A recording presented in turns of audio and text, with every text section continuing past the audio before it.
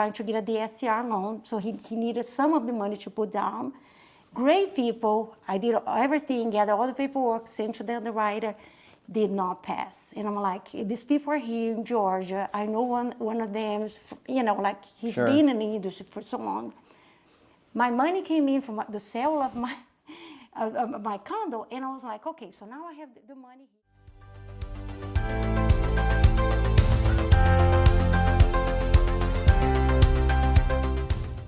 What's up, everybody? Edgar here again. Thank you again for tuning into my channel. I'm so excited, y'all, I'm here at Christiane's house. Thank you for having me, Christiane. Appreciate it. You're so welcome. I'm so excited to be here and having a conversation about something, that's pretty awesome. Everybody needs money. Yes, exactly. It's so funny. Yeah, thank you for having me in your show. So excited. And you're talking about money, and it's when you are dealing with private money lending, it's when you come with the money person, you're welcome everywhere. Yeah. You can go to a business meetup, you're going to a multifamily meetup, or a real estate meetup. Everybody wants to talk to you. Yeah. It's amazing. Yes. That's so powerful. It's sometimes, in society, right, people tend to hide that conversation talking about money, right? And I think people that kind of hide that is many reasons, right? It could be cultural, it could be so many other things, but it's important when you connect with like-minded individuals like yourself and in the community we're part of in real estate investing. And that's, we want to talk about money because it gives us opportunity to help so many other people as well, right? Yes, I mean, I have friends, and my friends, even family, I talk with them about what I'm doing. I'm raising capital, and I'm talking about, like millions or hundreds of thousands. It's just people like, they feel, especially in this culture, they feel like, oh, wow, I don't talk about money. Yeah. You can not even ask them. You have a very good opportunity, but people are like, oh, no, we don't. No, we're friends. We don't do any of that. But in the end, like when they start seeing the opportunities and understanding a little bit more, even for me, I had to flip something in my head and like, okay, when you're raising capital, you're not doing that, right? Because you're giving people opportunity, right? Right. Or else Yeah, it's it's just that gonna be. I opportunity. grew up with parents.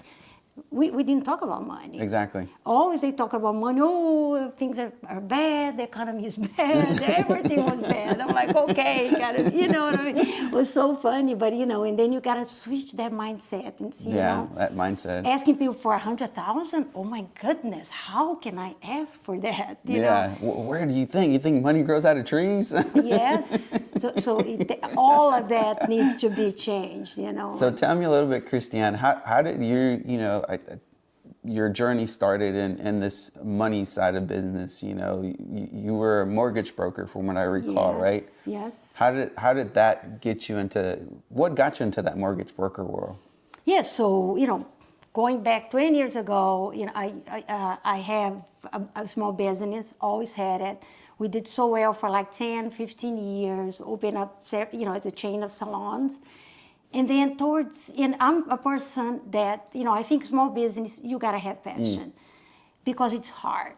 If you don't have passion, say, no, I like to do this and I do this because I enjoy it, and you see it grow and you grow with the business, it's amazing. But with my business that I had, the passion was not there. Everything was great. I was so grateful for everything that it's done for me in my life, being able to, to raise my kids and do a few things that I wanted to do. And I was like, okay, I need to do something else. And then back in 2017, I started doing, with my own properties, I started doing the borrow. Because I did not know. I was buying properties, one from 20% down, paying off, and then go to the next one. So I'm never going to get anywhere. So I started learning about borrow. I'm like, oh my gosh, I'm going to start doing that. And then that's when I started calling loan officers. This is 2017. Calling, and then getting to know. We bought a property in East Atlanta, here in Atlanta, and then a few years later, I decided to, when COVID happened, everything was so amazing. I started pulling money, the properties that I had a lot of equity, and then I doubled my buy and hold. And then by talking with these loan officers, I'm like, wow, I like doing this. I like talking about it. I'm like, maybe I should do it. So I was asking them, hey, how do I get it? They said, well, you got to get your license, you got to do a test, kind of like real estate agent, you got to do all of that. So I went through all of that 2 years ago, passed the exam, and then I started doing loans. I started working for a brokerage, and all I wanted to do was investment loans. I did not. I liked doing it, and I did a few of home loans. Right. But it's not the same. It's like home. People that are shopping for homes, they have a different mentality. I wanted to learn. I wanted to be part of the investor side because that's what I was. Yeah. So you imagine you having a loan officer that also is real estate investment. It's the same thing like you find a lender that does that, or like everything goes together. So that's when I start doing it. And then when the interest rates start going up, I would say end of 2022, my business started I was like, wow. So I had, I kind of let the business that I had on the side. And I was like, okay, I need to do something now. And then I was in the process of selling one of the properties that I had, free and clear. And I had two investors that I was doing. One was a fix and flip, and the other one was trying to get a DSCR loan. So he needed some of the money to put down. Great people. I did everything, gathered all the paperwork, sent to the underwriter, did not pass. And I'm like, these people are here in Georgia. I know one of them is, like he's been in the industry for so long. My money came in from the sale of my condo, and I was like, okay, so now I have the money here. I need to make money. My business for everybody, for a lot of loan officers, kind of went down. You should do, and then here I was. So I called a friend that I know. One time we talked about private money lending, and I said, hey, can you show me? Can you? And he was so amazing. We got on a Zoom call. He showed me about promissory note, what I need to do. Like I did it, my couple.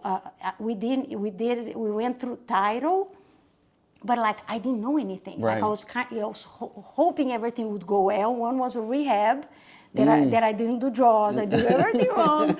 But everything went so well with these two. And then that's when I found Gator. Wow. And then once I found Gator, I was like, okay, awesome, this is amazing. Wow. And then I was, for me, I felt like I found a community. Amazing. I started getting on the phone with a lot of the gators that we call gators, and so what are you doing? How's your business? How's everything? Right. And that's when I started growing. I went from lending my own money, lending some of my friends' money to start connecting. Yeah, you began scaling that lending business. Yes.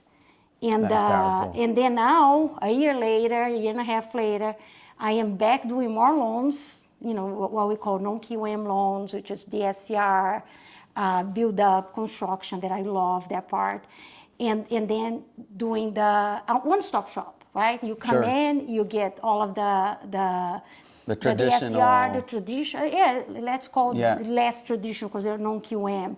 And then from there, I can provide the gap funding, which is that 20% that you need to put down for the DSCR or any type of loan. And that's how I am right now. So that is powerful. So I feel like I finally got my two passions together, and it's been great. That is awesome. So let's take it back, because she shared a lot of amazing information, from DSCR, promissory notes, and several ways you can structure different types of loans, right? When she began her journey in the private money lending space. So talk to me a little bit about the security involved in a private money lending, right, deal. You said you loaned money on a fix and flip, a rehab, right? That was my first one. That was your first one. And then the draws, right? She also mentioned draws, right? And how you can structure that. And in your case, you were like, I didn't do that correctly. Right. So let's give a little bit of clarity as far as what type of documents are important when you're lending in a single family home fix and flip situation. Yes, so for us, for the lender, you wanted to have a promissory note, which what is a promissory note? There's going to spell out the terms. So, for example, Vargas come here with his Vargas LLC, and I'm lending money to you. So the attorneys are going to draft the promissory note. Not myself. My first one, I did it myself. but now they do that for you. They do promissory note with the terms. And then there's also another document called security deed. That is the one that it's a lien that you put into the property that you're lending on, which means that that's your collateral. If something happens, you can go after the borrower, you can foreclose, and so that's very important that you have the borrower sign that document and make sure it's recorded. Because I've been in a situation too that I was connecting a deal, and I even have a transaction coordinator that I tell everyone, like, if you want to do this as a business, get a team. You need to have a good transaction coordinator. I had one, and I didn't know that needed to be recorded. And then a month later, I hear about it. I'm like, oh, I don't have the paperwork for this, for this, this deal. I called the title company. They said, no, we did not know that we were going to be the ones recording. I mean, they don't know. You know how many miscommunication. So now I make sure everything, even if I have a TC doing everything for me, I need to be on top of them with all my checklists to make sure every file that I have, we go from A to Z. Because especially now, as a private money lender, it's not like I'm not only lending my own money, I'm lending other people's money. And to me, it's a lot of responsibility. Oh, yeah, huge responsibility. So it needs to have, like a checklist. You need to have a system, like you're talking about rehab, right? Like if you're doing a loan for a fix and flip, you can be first position where you fund the purchase. The acquisition side. Yeah, or you can be second position, like if there's so many times that we just fund the rehab portion. So in any case, when you do a rehab, you don't give, like if they need 50,000, 70,000, 100,000, you don't give them the cash up front. You do like hard money lenders do, or like big institutions do. What do? They set up draws. So you do the first, you do the first phase of the flip, make sure everything's good, and then the borrower let us know, hey, we're done with the first phase. I usually, or I send the inspector there, pay inspector to do it, or in Georgia, I'll go myself. Sure. Because I've learned so much, and I also fix and flip. So for me, it's a lot easier.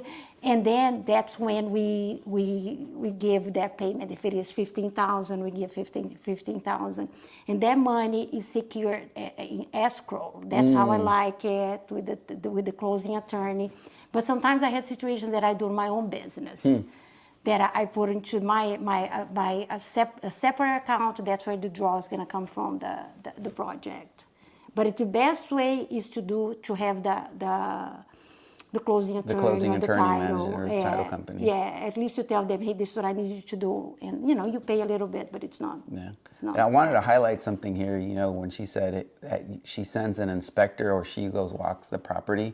That's so important, right? Because there has been instances where sometimes maybe they're falling behind, right? And they're telling you, oh yeah, it's complete. And maybe they didn't calculate exactly how much they were going to spend. And now they're falling behind, right? So it's important, right? To either you go inspect the property or have an inspector go. Yes. Because, sometimes they send pictures that are not the property picture. There's a ways you can do it, right? You can have a FaceTime, do it together, walk on the street. So you have them walk to where the street name is, street number, have them walk outside the house, get inside the house. Yeah. Like I have a borrower that he's amazing. Like every 2 weeks or every week he send me updates. And everything. Lovely. He starts all the way out. And he's right here too. I can drive there and get it. But because we build a relationship, it's a lot easier. So with the private money lending, like there's a lot of people that they don't know how to they don't know how to underwrite. The borrower doesn't know how much to separate for holding costs. What if they don't even know how much the rehab is going to cost and how long it's going to take. So a lot of things in the beginning, I used to educate the The borrower, borrower. so I can structure a good deal to see, okay, does this person know what he's doing? Because sometimes they have a lot of experience, but they cannot see the number. Sure. Because I go to my lender, what am I going to tell my lender? Yeah. Like, I need to make sure at least somebody knows the number and make sure everything is good. So it's just like, it's a huge dance. And Yeah. then we just done, when we close the deal, when we, wire the funds, the first part is done. And then we got to follow up with payments, make sure everything's good. Yeah. We stay in the deal the whole time. Yeah, that's We important. don't come in and say, oh, okay, good luck. Yeah. We're done. Let me get my, my 2 points or, whatever I get up front and I'm done. No. Yeah. I'm the liaison. I Yeah. need to talk with the lender. Some lenders are hands-on. They want to know. They want a picture. So I'm talk with the borrower, talk with the lender. Absolutely. And then there's sometimes people that they don't care. They say, Yeah. I trust you. Just send me, like monthly where we are. They get their monthly payments too, which is something that I had. That's good. A lot of people in the beginning, they, make mistakes. And when it's especially for the second position, because we do a lot of second position, right? Usually. So we require monthly payments. I started doing that. That is good. And it's amazing because it can prevent a lot of things. Yeah. One thing I wanted to highlight again was how you're structuring these monthly payments on those second positions, right? Because tell me, just, we're here just chatting, right? Having a conversation. Why is that important, right? Because maybe people don't know, right? Maybe Right. I did not know in the beginning. Why do you think that's we do important? that. Yeah, it's not even because I need to get that payment, that $500, $1,000 payment. It's not that. You just want to make sure, because if something's going wrong, if they run out of money, they're not going to pay you. So if they're not paying you, that's, the payment's a lot lower than with the first position, the hard money lending, so there's something wrong.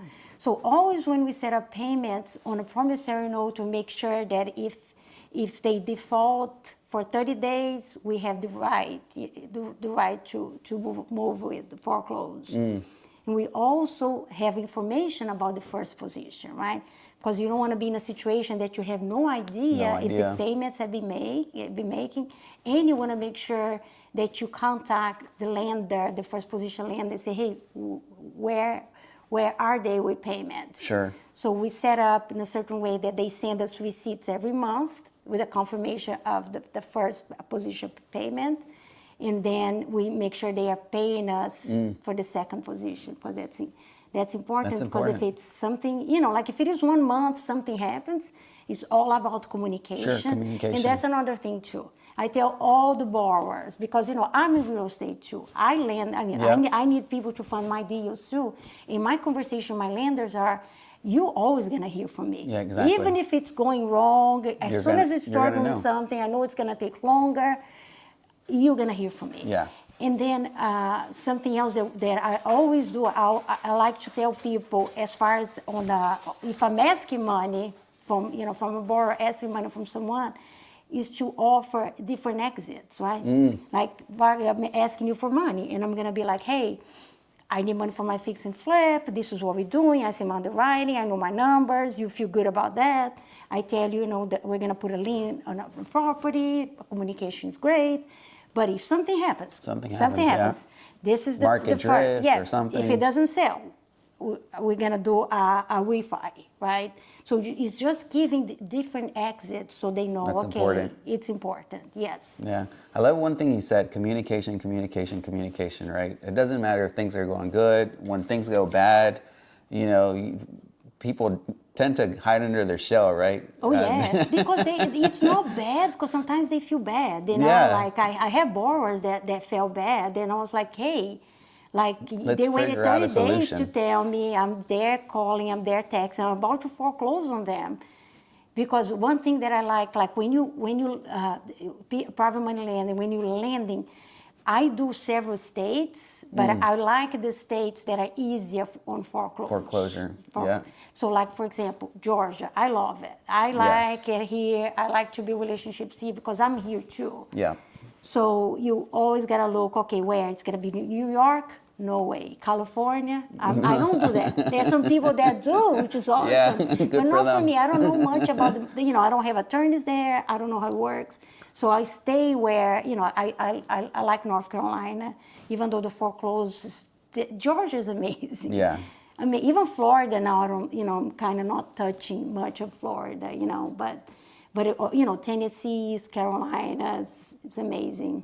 Yeah, I love it. So, we talked about single family fix and flip lending opportunities, right? All the documents you need, right? The security deed, promissory note, draws, right? Ensuring that you set up draws properly when you're funding the rehab and stuff like that. You don't give them a lump sum and be like, here's $70,000, go have fun. No, right? You structure it. But now tell me a little bit, right? You started here recently a new journey in the multifamily space, right? With being a jetty and share a little bit about that. Let's make the leap into those type of big opportunities, big deals. What are you seeing in that market? Yes, so I've always, I think a lot of people, their main, like eventually they're gonna get into multifamily. But for me, I was part of a mastermind a couple of years ago, which was good, but didn't feel like a community, And then once the economy was starting getting, a little bit like I wasn't sure if I should pursue that. So I kind of changed a little bit, but now I feel like I'm, Closing the loop, right? Exactly, yes. And then, I met Vina Jetty. She's amazing, she's part of Pace's network and everything. She's a woman, I just feel so welcome there. So I bought into the mastermind, into the community. It's a lot different. Even the Zooms, like she's in there, she's coaching us. And it's amazing, like to raise capital for multifamily. And I've done, two in January because I had my network that I've done with the mastermind that I did, 2 years ago. So, because sometimes you say like, okay, so why people pay for mastermind? It's not about the information. It is good to have that information, but it's more about the relationship that you build. So I built a couple of relationships there. I always wanted to be a GP, like the general partners. And I always wanted to learn, and raising capital is something that, I like. To me, it's easy to talk about money. I'm good with numbers. Multifamily underwriting is whoa. Whoa, it's just not like something that, people ask me to raise capital nowadays, like it's not that easy. In multifamily especially, because you need to have a team, multifamily. Like people come to me like, oh, I'm looking at this property, 100 doors. I'm like, okay, who else? Who's your other GPs? Oh, I'm by myself. I'm like, okay. Buy that one first, and then you come talk to me later, because it's not that easy. You have to have asset management. You gotta have the whole, the acquisition person. It's the capital raiser. Everybody needs to have their own to be successful. Because with multifamily, it's not about, like with single family, you send the appraiser there, they see what's sold here, and then they give you, this is the number.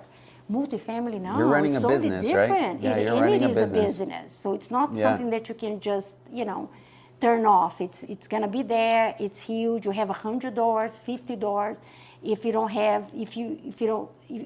80% occupied or 89% occupied, you're losing money. And then you have your LPs, right? Right. Those are the people that invested with you on the multifamily, and you need to have that asset management meeting with them. You need to have the property management to manage the property. So there's a lot of moving parts. But when I raised, these two different groups came to me, and it's hard, especially back then. They were saying like it's been so hard to raise capital for multifamily. Lending, they're seeing me on my Instagram talking about, lending money. Wonderful, my business. Single family. Short-term, single family, fix and flip. Now, multifamily, they're going to ask people 1.8. That's what we raised back then. So it's different, because I knew I could tell a little bit and talk a little bit, But and then if somebody was interested, I put everybody in webinar, right, in the Zoom, and then I have everybody that's part of The team. yes, to be there talking, everybody. So you have a pitch deck, Right. but it's not only a beautiful pitch deck. Don't Sure. go for that. See the content.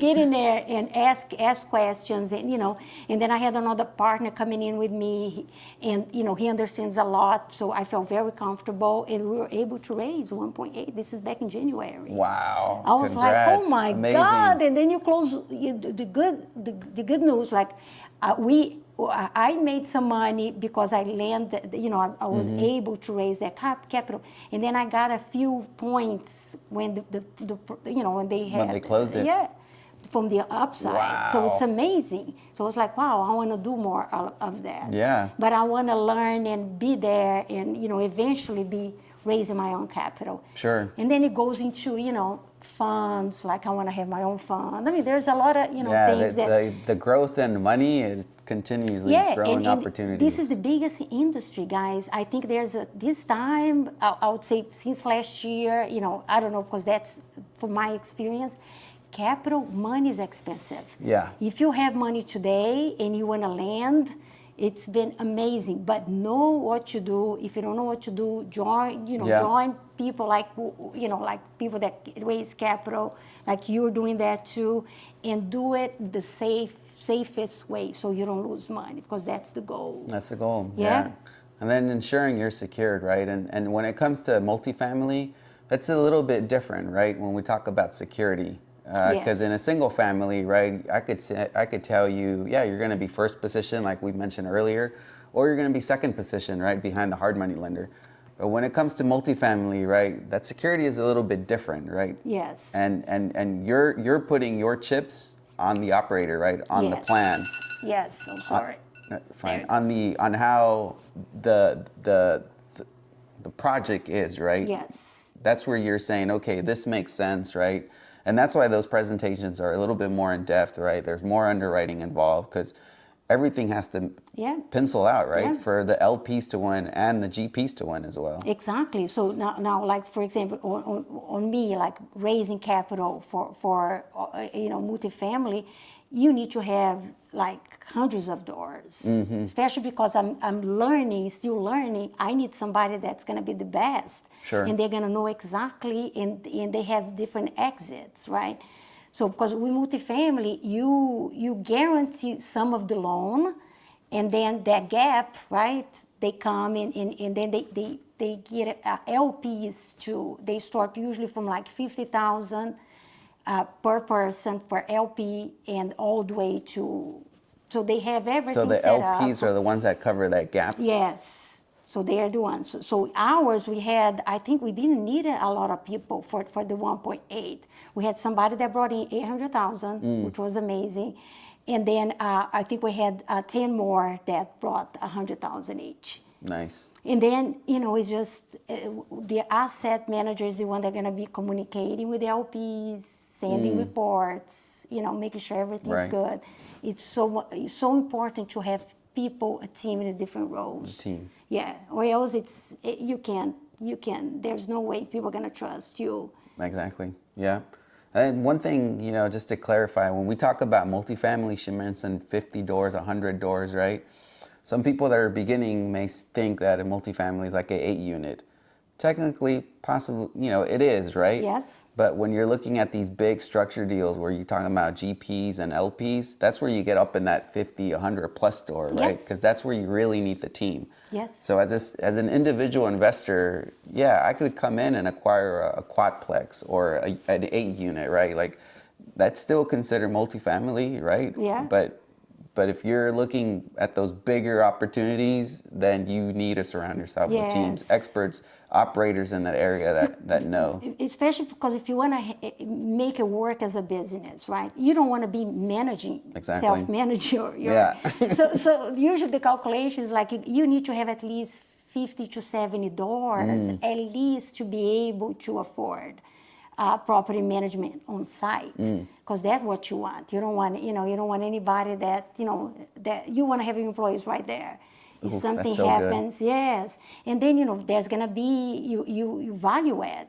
Sure. Most multifamily, if you want to make money, you got to value add. You got to add, rehab the rooms, or, change the management team, bring a new one, invest in marketing, and all of that. But that's how you turn a property that's not doing well to a very good business. So when you change it 5 years, 7 years, and there's ways to do it. How many rooms you rehab at a time? All of that is in a business plan. If you don't have a plan, how you're gonna do it? How much money you're gonna be making? To rehab those properties.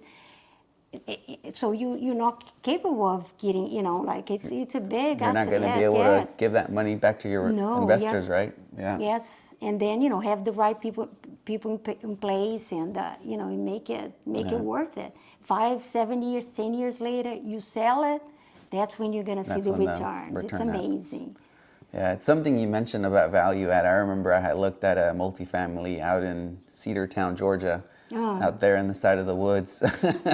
they had remodeled it already. This was me just browsing, right? It was like, oh man, look at that. It's out there. Maybe I can work something.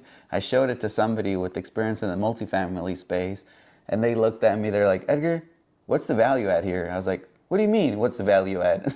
Yes, you're like, what? No, it's fun. Yeah, because you're like, it's already ready.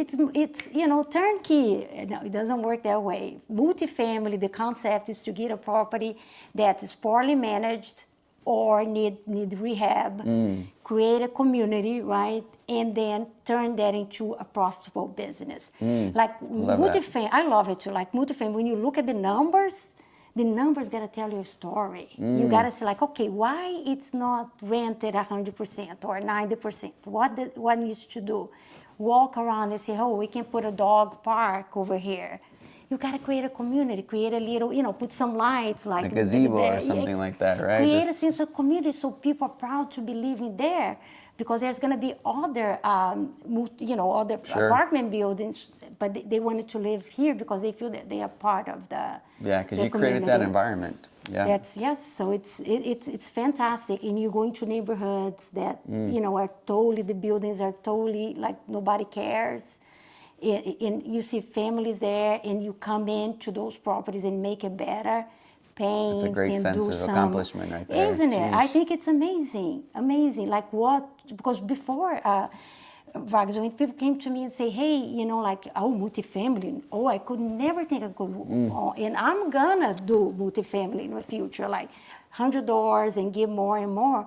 But before, you should think like those are for big corporations, Yeah. The big equity firms and stuff like that. But it's not. You can, even as an LP, you can own one and be part of it, just to see how it is, or if you're passive and say, hey, let me just put somewhere that I know throughout history that performs really well, if the economy is up or down. Rent, don't you agree that people are still going to be paying for rent today, especially nowadays, affordability, anything related to that, like co-living, anything that's a group living, it's going to do really, really well. I love it. It's a perfect way to invest your money. Yeah. Thank you again. I value your time, and I'm super grateful to have this conversation with you. Just to wrap up, if somebody was considering investing in real estate, right? We talked about single families. We dived in a little bit into the multifamily space. There's so much more to cover in the multifamily. That deserves its own, No, we're doing other one. its own channel, its own episode. But somebody new that's sitting on the sidelines, right? They've been like, oh, I've been wanting to buy my house, buy a rental, or because a lot of people think when they think about real estate, they're like, buying their first rental, right? When people think about real estate, I think to me that's what it comes, right? It's like, oh yeah, I'm going to get into real estate. I need to buy my first rental, but the power of using your money, right? And not necessarily being the landlord, right? Putting your money to work and seeing how you can benefit the community around you, right? Yes. If to that person out there, right, that's thinking about it, do you suggest them getting their first rental, or do you suggest them putting their money to work around the community they live, or what's your advice, for somebody that's considering investing? I think real estate is not for everyone. Right off the bat, there's a lot Love of that. people on the internet out there. Oh, you can make money today. This is how I made $1 million in one day. Like that kind of stuff. Run. That's not the way it is, and it's like it takes patience. It's a Yes. long term. And when you invest in real estate, you're a small business owner. You got to make sure you take care of the property, and if you, what I tell people, they ask me, okay, I have a lot of people. I connect a lot of women, and a lot of women, like, they have very, very good jobs, corporate America, making their money, paying a lot of taxes. Sure. And I'm telling them the advantage of investing in real estate. And once they say, hey, I like it, how can I get into, how can I do more things like you do? And I tell them, do your job, 9 to 5, like whatever your time is, and then invest 2 or 3 hours a day or 6 hours a weekend. Go learn, see what you like, and then get your first rental. Make sure that you understand, if you don't have all the capital, get another partner, getting to buy something, and then from there you can say, like, okay, this is something that I like, and I want to do this full time, and then you kind of do the leap, take the leap of faith. Yeah. Because I've seen people doing that. Like, I Right. have a friend that she's used to be a attorney for Harley Davidson, like having very good jobs, but she was like depressed, like it's not what I wanted to do. She pivoted. She started out with 2 Airbnbs. Wow. Then she started making a little bit of money. She loves it. Now she's acquiring 2 more this year, and it's Congrats. just like, but it takes that takes time, yeah, mentality, because we mentality. don't know, Yeah. You know how it is. It just, Yeah. like for me, me and my partner here, we do this, and there are some days we're like, oh my gosh, it seems like everything comes at you at once, right? Like, we're Yeah. trying to do this, we're trying to do that, and you hear no all day, but you still gotta see opportunities and learn from that and keep on moving. Yeah. But if something that you like, and it's something that you think you can do, go for it. Yeah, But I don't think it's for everybody. Yeah, that's if you're going to take the route of being a full-time real estate investor, right? Right. So if that's what you're wanting to do, right? Yeah, it's not for everybody, right? Not everybody wants to deal with contractors. Not everybody wants to deal with tenants, right? Hey, I got a call, my toilet's leaking, right? It's like, you don't turn off. So that's not for Yeah. everybody, right? But the possibility of investing in real estate, that is very possible, right? For people that don't want to do it full time. Right. Right. It's so amazing, so yes. there's opportunities in your local community where you could deploy your capital and earn better returns, right? Yes. Than letting it sit in the bank. Right. The bank is doing that with your money already. Right. Exactly. They're putting your money to work. Yeah. So, you could invest in Christiane's projects, right? Yeah. Projects here in the Atlanta market that can give you better returns, right? So, to Christiane's point, real estate investing and the full cosmic of being full time is not for everybody. And that's 100% true. Yeah. But there is ways you could still be in real estate and not worry about fixing the contractor, right, not showing up, or that toilet leaking. Or paperwork, Yeah. or all of this stuff, and get all the benefits, because it's not only, like I tell some of my lenders that have been investing in my projects, and it's not only the you're gonna be getting your returns, but it's like you can get some, like if you what we call PMP, if you're private money partner, you can join somebody that is good, that's been doing something good in a community, and have part of the equity, Absolutely. which you can get the depreciation. So whatever you bring as active from your W-2, you have that depreciation that can offset. Talk with your CPA, but it's amazing if you invest. There are several ways you can invest. Several ways, yeah. And you can get, let's talk about doctors. They make a lot of money, right? Sure. But they pay a lot of taxes too. But as soon as they see multifamily or projects that they can put their money, they get their checks. They don't worry. They don't even worry about Sure. cash flow. Yeah. I have some doctors that I go to different meetups. They're not worried about cash flow. No. They just want to get the depreciation from the properties, so they pay less taxes.